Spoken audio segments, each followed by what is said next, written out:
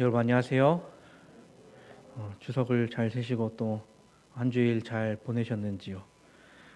또 때늦은 폭염으로 인해 살짝 더운 날씨가 계속되고 있지만 그 가운데서도 우리가 하나님께서 인도하심을 느끼고 또 계속되는 계절이 올 것을 믿음으로 하나님께서 인도하신 그 길을 함께 나아가는 우리 모두가 되기를 간절히 기원합니다. 오늘 함께 나눌 말씀의 제목은 판단할 만한 지혜입니다. 본문 말씀으로는 고린도전서 6장 1절부터 5절까지 있는 말씀을 함께 보시겠습니다. 고린도전서 6장 1절부터 5절까지 있는 말씀 제가 봉독해 올릴 때에 눈으로 따라 읽어주시기 바랍니다. 고린도전서 6장 1절부터 5절까지 있는 말씀입니다. 너희 중에 누가 다른 이와 더불어 다툼이 있는데 구태여 불의한 자들 앞에서 고발하고 성도 앞에서 하지 아니하느냐? 성도가 세상을 판단할 것을 너희가 알지 못하느냐? 세상도 너희에게 판단을 받겠거든 지극히 작은 일 판단하기를 감당하지 못하겠느냐? 우리가 천사를 판단할 것을 너희가 알지 못하느냐? 그러하거든 하물며 세상 일이랴. 그런즉 너희가 세상 사건이 있을 때에 교회에서 경히 여김을 받는 자들을 세우느냐? 내가 너희를 부끄럽게 하려 하여 이 말을 하노니 너희 가운데 그 형제 간의 일을 판단할 만한 지혜 있는 자가 이같이 하나도 없느냐. 사람이 살아가는 데 있어서 판단이라는 것은 너무나도 중요합니다. 여러 가지 판단을 하면서 살겠지만 중요한 것 몇 가지를 보자면 아마 첫 번째가 상황 판단일 것입니다. 내가 어떤 일을 맞닥뜨렸을 때 지금 나의 상태를 인지하고 있고 그 일을 어떻게 타개해 나갈 것인가를 결정 짓는 것이죠. 그 외에도 여러 판단이 있겠지만 의사가 환자를 만났을 때 그가 가진 질병을 판단하는 것을 우리는 진단이라고 부릅니다. 이 진단이 의사가 하는 이 진단이 어떻게 되느냐에 따라 치료 방법이 달라지기에 이 의사들의 판단, 이 진단이 너무나도 중요합니다. 경제 쪽에서도 이러한 판단이 수도 없이 일어나고 있죠. 미국에 있는 월스트리트나 우리나라에 있는 여의도는 이제 증권가의 중심지로 불리우죠. 거기서 일하는 사람들은 수백억, 수천억의 돈을 움직이는 사람들로 알려져 있습니다. 그들이 이제 컴퓨터로 그것들을 움직이는데 클릭을 잘못했다가 큰 일이 일어나기도 한다라는 것입니다. 또 이 주식이든 뭐든 이 사는 시점과 파는 시점을 잘못 잡았다가 큰 손해, 수억의 손실이 나는 것은 아주 쉽게 일어난다라고 이야기를 하죠. 그래서 그것을 판단하는 것에 있어서 너무나도 이제 자기 돈이 아니다 보니까 자기 돈도 스트레스 받겠지만 남의 돈으로 그런 일을 하다 보니까 너무 스트레스를 받아서 하루 종일 과자를 오독오독 씹는 사람이 있는가 하면 어떤 사람은 볼펜을 하루 종일 똑딱똑딱이면서 정신없게 하는 사람도 있다고 합니다. 다리를 흔드는 정도는 아주 양반에 속한다라고 이야기를 하죠. 이 정도로 판단이 오고 가는, 큰 판단이 오고 가는 데는 많은 힘든 과정이 있다라는 것입니다. 이 외에도 중요한 판단이 일어나야 할 곳을 따져보자면 전쟁터가 될 것입니다. 전쟁에서 지휘관이 판단을 잘못하면 이 전투에서 지는 것뿐만이 아니라 전쟁에서도 지게 될 것입니다. 지금 우리가 잘 알고 있는 전쟁터, 가장 큰 전쟁터는 러시아와 우크라이나의 그 전쟁 순간이죠. 분명 세계 2위의 국력을 가진, 전투력을 가진 국가와 그것에 비해 한참 못 미치는 국가의 전쟁인데 이 둘의 전쟁이 쉽지 않음을 우리는 보고 있습니다. 전쟁이 일어나기 직전 누군가는 이 전쟁은 3일 만에 끝날 것이다 라고 이야기를 했었습니다. 우크라이나의 수도가 함락되는 데까지 3일이 채 걸리지 않을 것이다 라고 봤는데 2월 24일에 일어난 전쟁이 지금까지 수도가 함락되지 않은 상태로 놓여 있습니다. 그뿐 아니라 이제는 우크라이나가 반격을 시작했다라고 이야기를 하죠. 이 정도로 전세를 판단하기가 어렵고 그리고 또 그 판단이 너무나도 중요합니다. 그 외에도 또 판단이 필요한 곳을 찾아보자면 아마 법정일 것입니다. 법정에서는 판사들이 법에 근거하여 피고의 죄 여부를 판단합니다. 그리고 죄가 있다고 한다면 어떤 처벌할 것인지도 그들이 판단을 하죠.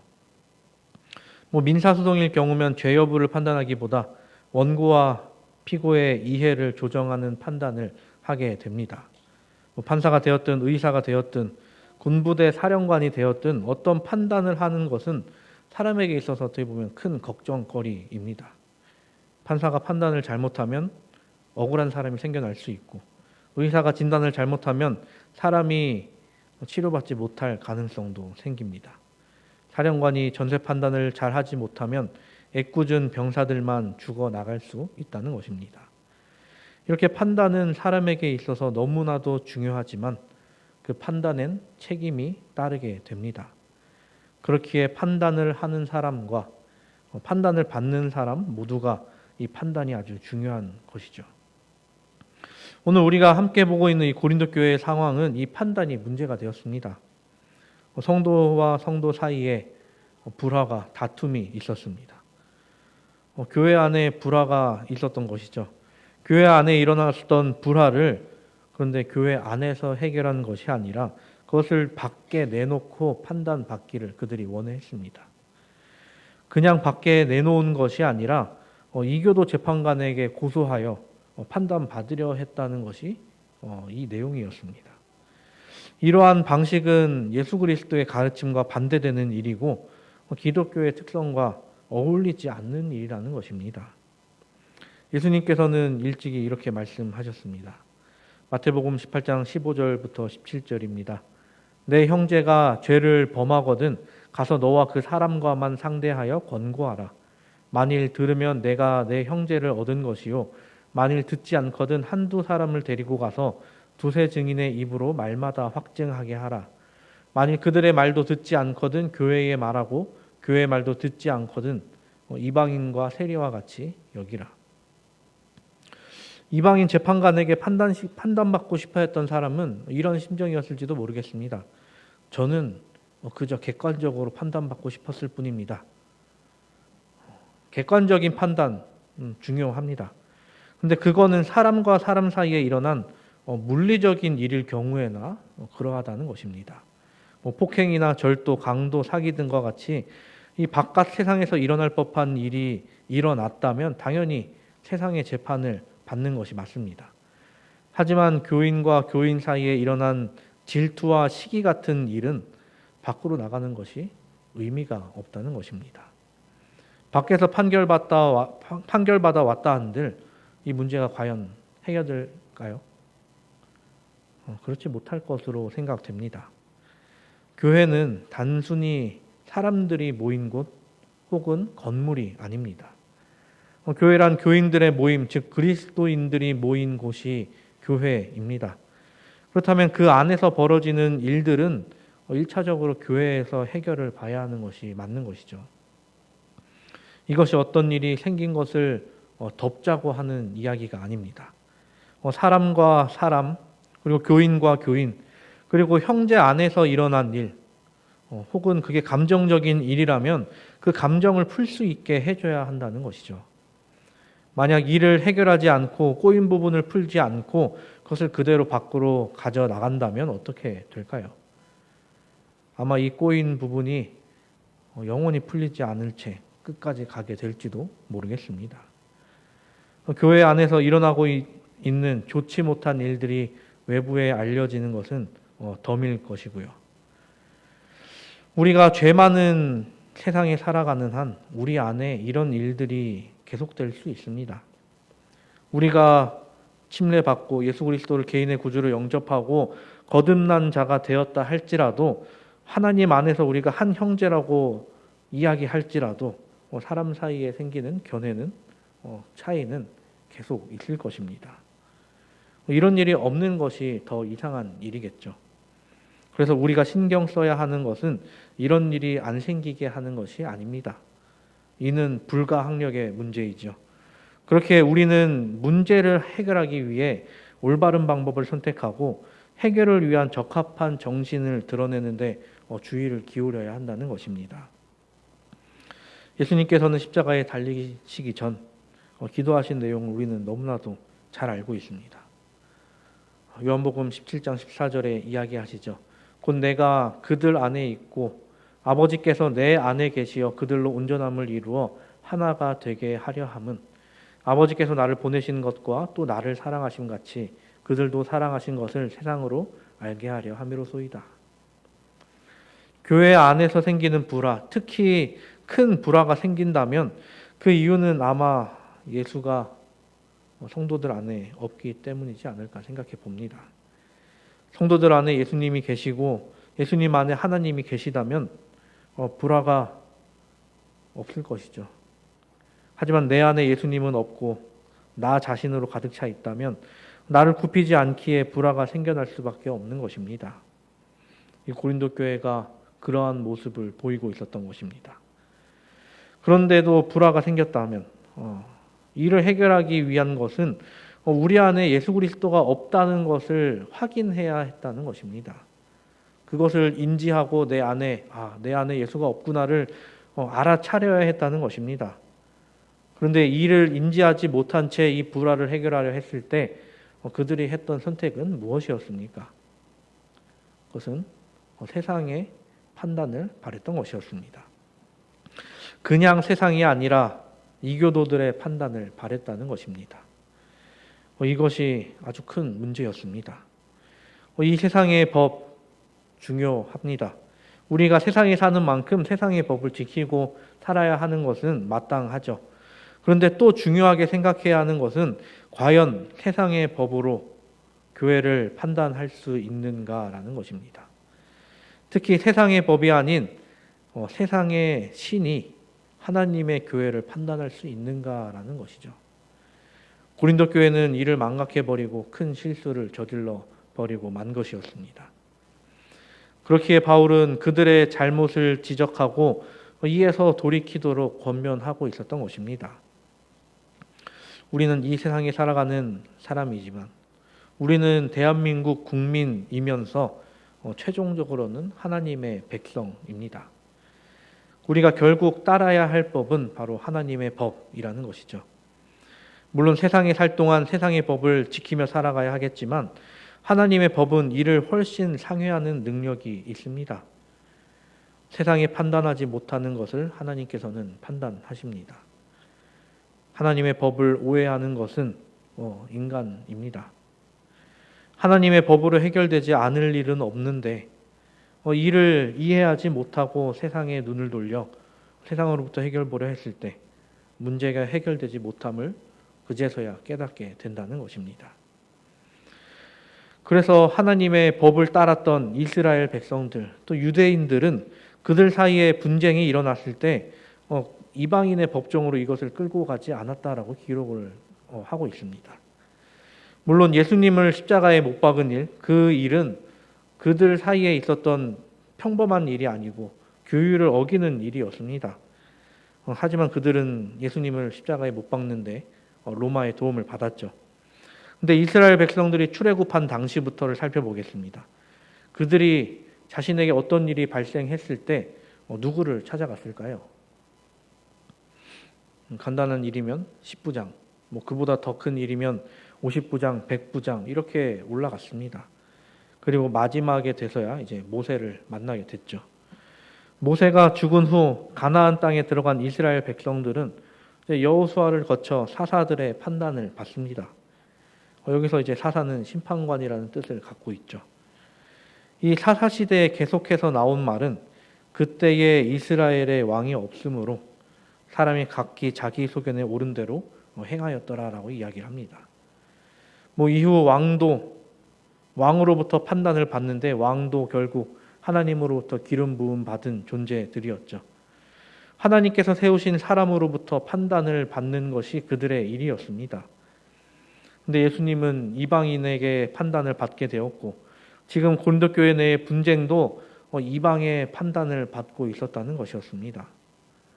예수님의 일이 옳은 일이 아니었듯이 옳은 방법이 아니었듯이 지금 그들이 하려는 일 또한 옳은 방법이 아니었다는 것입니다.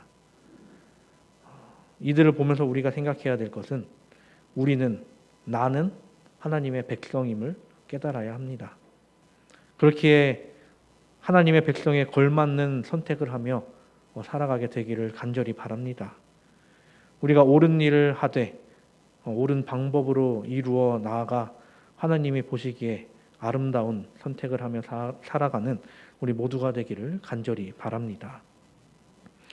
우리가 옳은 일을 해야 한다는 것은 너무나도 잘 압니다. 그리고 우리가 판단해야 하는 것도 옳은 쪽으로 판단해야 함을 잘 알고 있죠. 그런데 문제는 우리가 잘 알고 있는데 항상 바른 판단을 하는가 하면 그렇지 못하다는 것입니다. 인터넷에 한동안 이런 말이 떠돌아다닌 적이 있습니다. 인간의 욕심은 끝이 없고 같은 실수를 반복한다. 사람은 원해서 실수하는 일은 없죠. 사람이 원해서 실수한다면 그건 실수가 아니라 일부러 한 잘못이라고 봐야 할 것입니다. 왜 사람은 판단하고 또 판단받으며 또 실수하며 살아갈까요?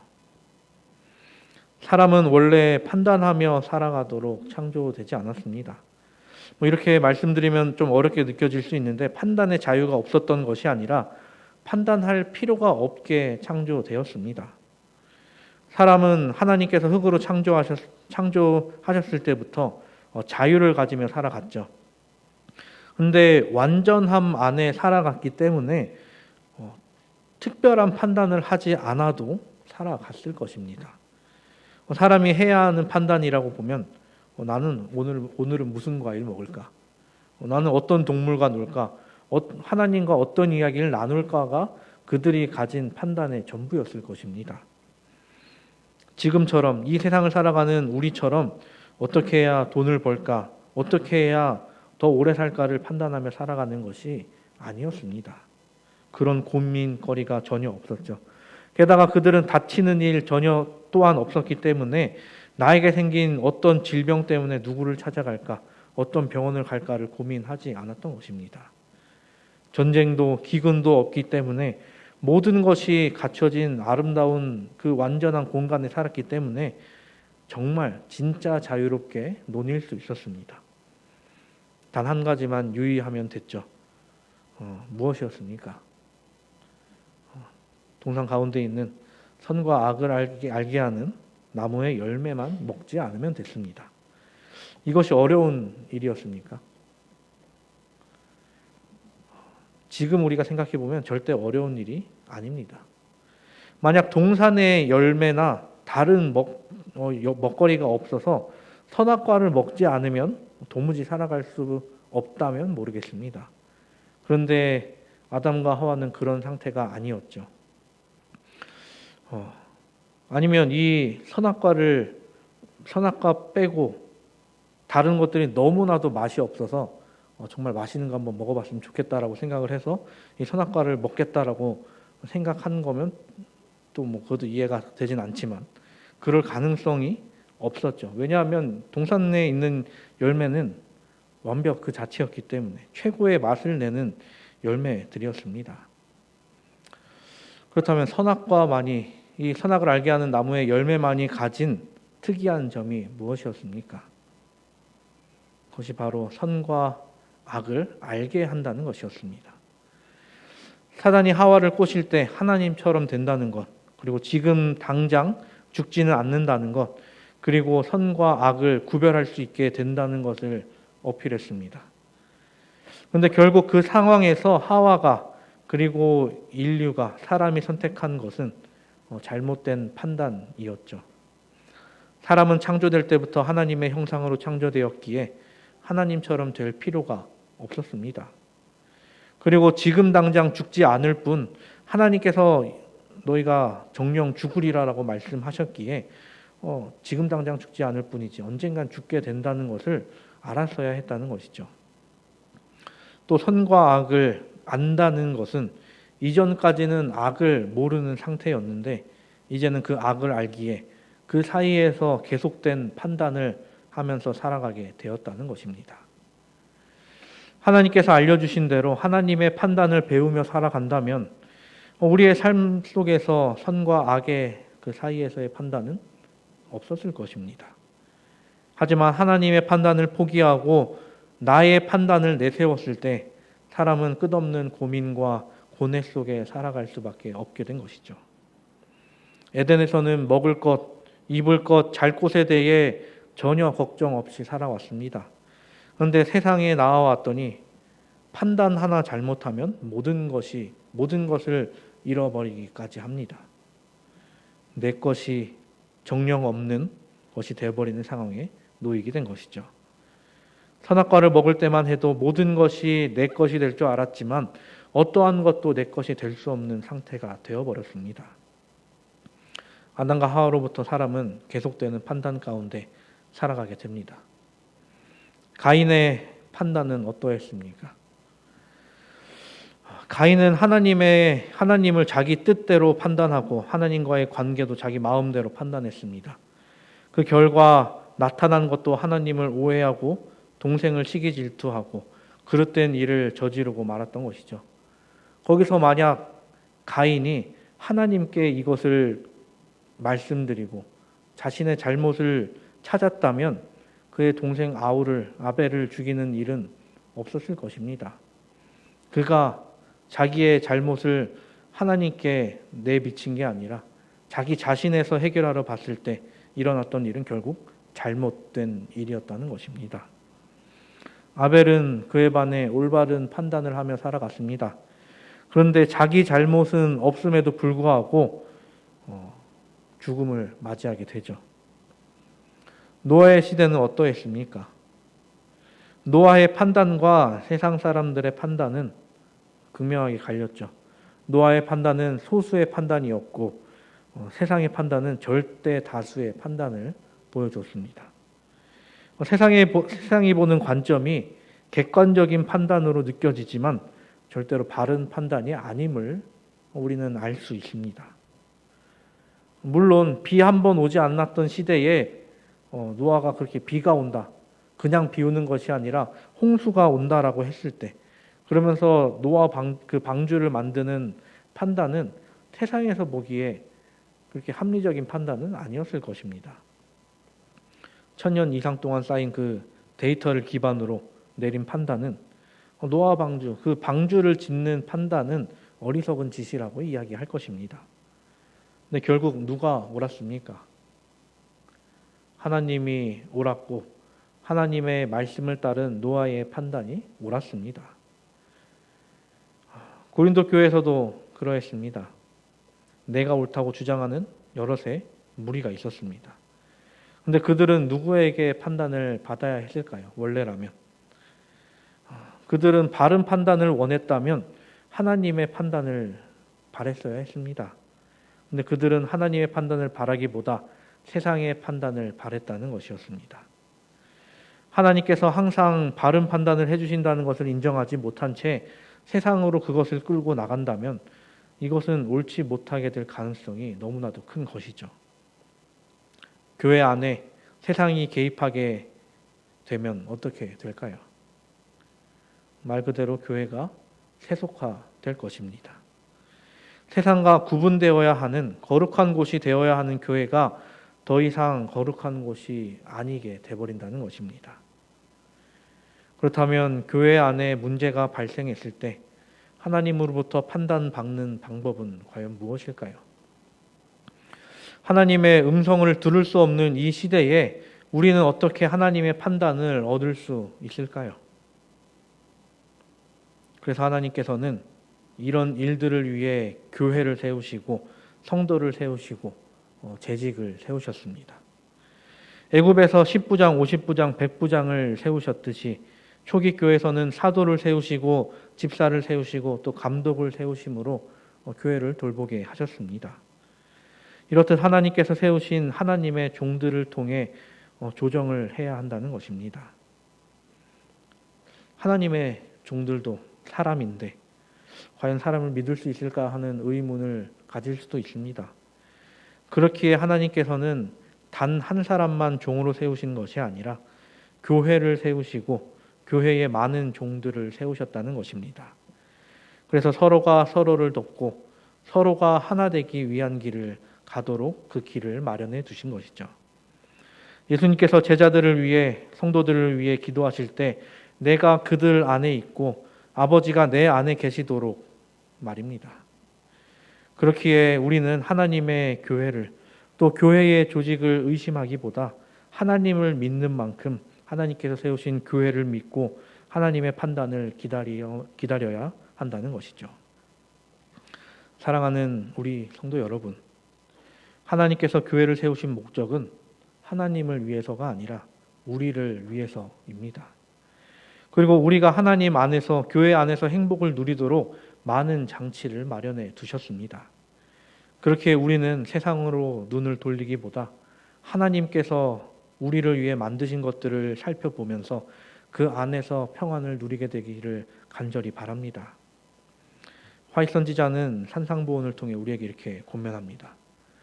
만일 형제들 사이에 있는 어려운 문제가 다른 사람에게 공개되지 않고 당사자 간의 그리스도인의 사랑의 정신으로 솔직하게 이야기된다면 얼마나 많은 악이 방지되겠는가.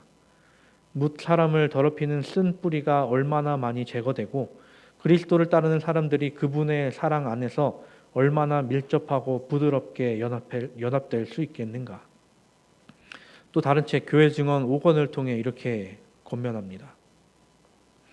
형제들 간의 언쟁과 싸움과 소송은 진리의 사업의 수치가 된다. 그런 일을 하는 자들은 교회를 원수들의 조롱거리가 되게 하고 악의 세력이 승리하게 한다. 그들은 그리스도의 상처를 다시 찌르고 그분을 공공연하게 모욕하고 있는 것이다. 교회의 권위를 무시함으로써 그들은 교회의 권위를 부여하신 하나님을 모욕한다.